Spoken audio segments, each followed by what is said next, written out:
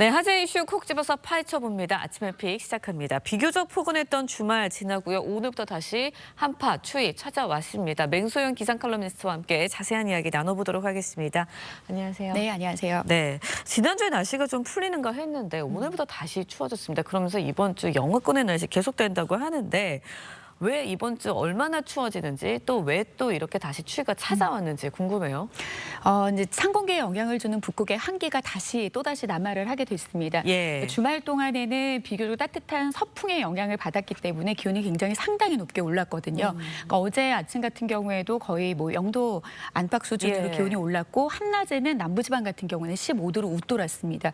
그런데 오늘 아침 사실 기온 자체만으로 봤을 때는 평년 이맘때에 걸맞는 온도입니다. 서울 같은 경우에는 영하 한 1.5도 정도인데 지금 추위가 좀 더 강하게 느껴지는 이유는 예. 바람이 일단 강하게 불기 때문에, 그리고 두 번째는 앞서 말씀드린 것처럼 주말 동안에 기온이 상당히 높게 올랐습니다. 그래서 어제보다 5도에서 한 10도 정도 기온이 낮게 떨어진 상태고, 지금 한파특보가 강원 중부 산간 지역을 중심으로 내려졌는데 지금 이런 산간 지역 같은 경우에는 영하 10도 안팎까지 기온이 떨어졌고요. 그 밖에 중부 내륙 지역도 영하 5도 안팎에 찬바람까지 강하게 불어서 체감 추위가 어제보다도 상당합니다. 네, 바람이 강해서 이제 체감 온도도 느끼는 것도 굉장히 떨어졌다라고 말씀을 해주셨는데 강한 바람 얼마나 지속이 되는 걸까요? 물론 이제 지난번에 강력한 한파가 네. 찾아왔었을 때 뭐 영하 10도 안팎까지 떨어질 정도면은 초속 1m의 바람에 체감 온도는 한 2도 정도 실제 기온보다 떨어뜨리는데, 지금 정도의 추위 정도에서는 초속 1m의 바람이 체감 온도를 한 1도 정도 떨어뜨린다고 보시면 될 것 같습니다.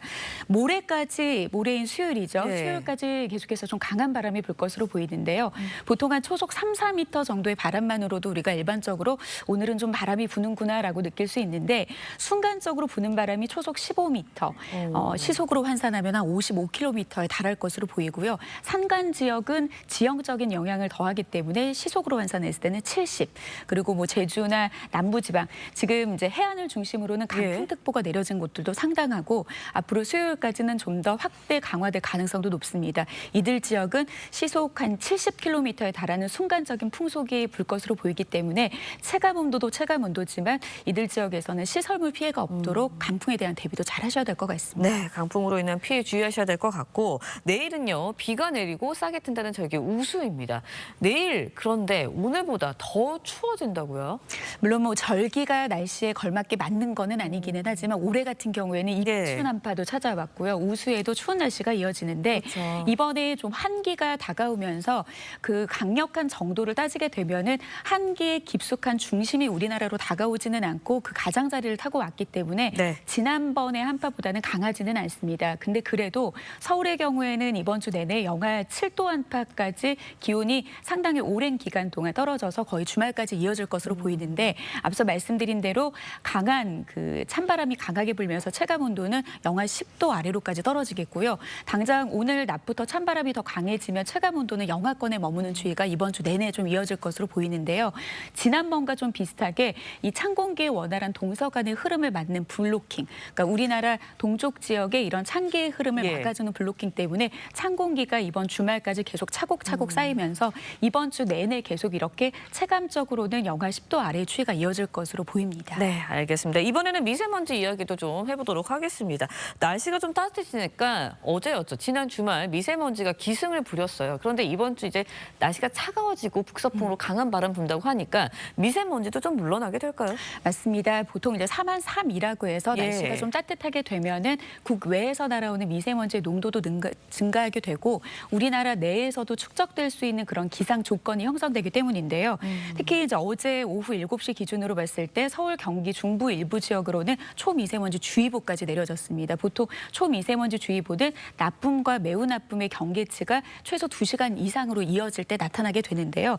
실제 서울 전역의 시간당 평균 초미세먼지 온도가 세제곱미터당 88 마이크로그램. 그러니까 보통 76이 매우 나쁨 수준인데 이보다도 훨씬 더 상회를 했고요. 일부 지역은 90 마이크로그램까지 좀 웃돌았습니다. 근데 아무래도 찬 공기가 좀 강하게 이제 바람을 타고 유입을 하게 됐을 때는 이 찬 공기가 빗자루 역할을 해주기 때문에 미세먼지는 쓸어내기는 하겠지만요. 앞서 말씀드린 대로 좀 강풍에 대비를 하셔야 되겠고 찬바람이 태백산맥을 넘게 됐을 때 우리나라 동쪽지역의 건조한 상태가 지금 유지되고 있는 상황이 훨씬 더 강해질 수 있기 때문에 이제는 초미세먼지보다는 좀 건조함에 화재가 발생하지 않도록 주의를 하셔야 될 것 같습니다. 네, 알겠습니다. 그런데요, 올겨울 이제 날씨 패턴을 좀 보면 따뜻한 날이 이어지다가 기습적으로 한파가 찾아온다. 이런 식의 날씨가 계속해서 반복이 됐거든요. 냉탕과 온탕을 왔다 갔다 하는 그런 날씨지 않았나라는 생각이 드는데 이런 패턴이 계속해서 정착이 된다고 봐야 할까요?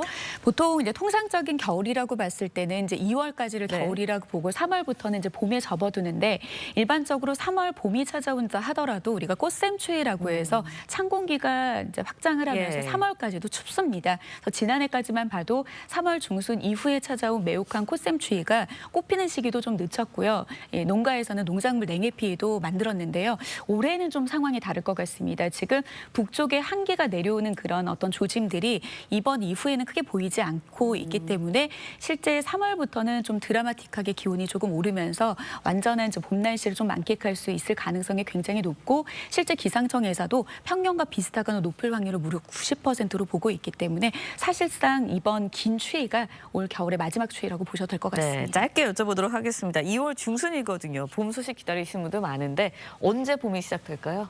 보통 일반적인 기상학적인 봄이라고 하면 일 평균 기온이 5도 이상으로 올라가고 9일 동안 예. 유지가 되는 날인데 이거를 기온 패턴으로 살펴보면 한 3월 12일 정도가 시작이 됩니다. 네. 어제 상당히 봄처럼 느껴졌겠지만 일 평균 기온 보통 오전 10시 기온인데 어제도 무려 4.4도밖에 되지 않았습니다. 그렇기 때문에 찬 공기가 모두 물러나고 한 일평균 기온 오전 10시의 기온이 5도 이상을 웃도는 정도의 수준에 우리가 느끼는 봄은 그래도 아직까지는 3월 들어야 찾아오지 않을까라는 생각이 듭니다. 네, 3월에는 뭐 따뜻한 날씨 이어진다고 했는데 이번 주는 영하권의 추위, 강풍 대비하셔야 될 것 같습니다. 지금까지 맹소영 기상 칼럼니스트와 함께 자세한 이야기 나눠봤습니다. 오늘 말씀 고맙습니다.